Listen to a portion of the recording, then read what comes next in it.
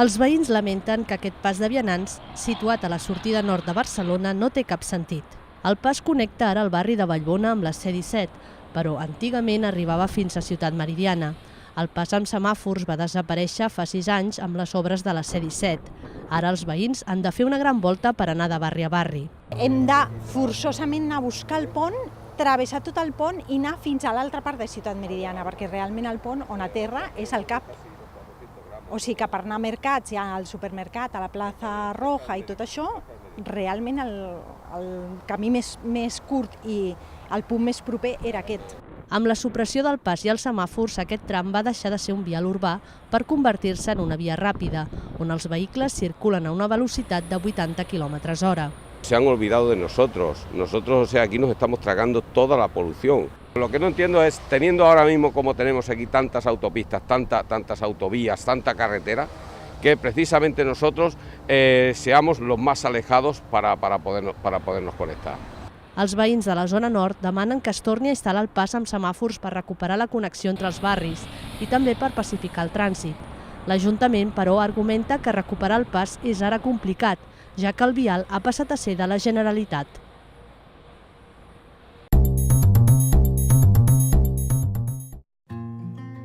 Se'l considera un dels mestres de la fotografia social i ni tan sols la jubilació ha aturat l'objectiu de Joan Guerrero.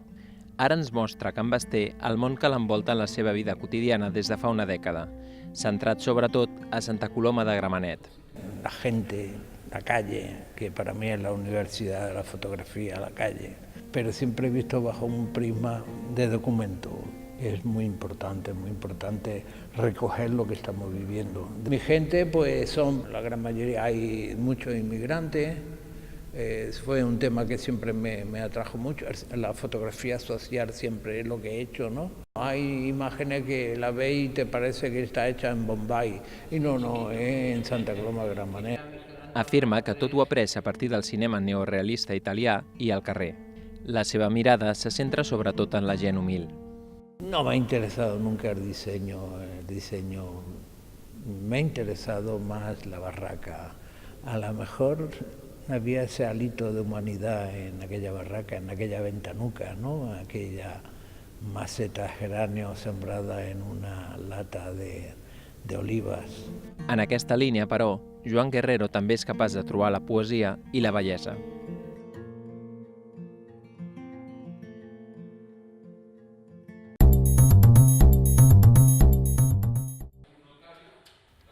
Té 20 anys, 52 quilos i el cinturó que el reconeix des de fa uns dies com a campió d'Espanya èlit amateur. Entrena gairebé cada dia amb Rafa Martín i Sandor Martín, un altre campió d'Espanya, en aquest cas professional. El camí d'Alejandre fins al títol ha inclòs desplaçar-se fa 2 anys i mig des de Malgrat a Nou Barris per entrenar diàriament al Cau Verdún. Yo antes vivía en Malgrat de Mar y fue por mi madre, un poco, que me dijo, mira, aquí hacen boxeo, tal, ves a probar, con 15 años que tenía, hace 5 años, y nada, fuimos a probar y la verdad que me enganché. Llegó un momento que me costaba mucho avanzar, porque no había gente y tal. Aquí cada semana, cada día aprendo algo, cada día, o sea, no he parado. Desde 2 años y medio, cada día me noto la evolución. Ara vol establir-se a prop del Cau Verdún per entrenar més hores i preparar-se per una temporada amb més combats nacionals i internacionals. Ya he cumplido un sueño que es ser campeón de España, ahora las Olimpiadas es otro sueño y luego dar el salto profesional otro. O sea, si pudiera hacerlo todo, ¿sabes? Encantado. José Alejandre pertany a les noves generacions de boxejadors que compaginen l'esport amb els estudis universitaris. En el seu cas, al setembre iniciarà, a més dels entrenaments, el grau superior de Biologia.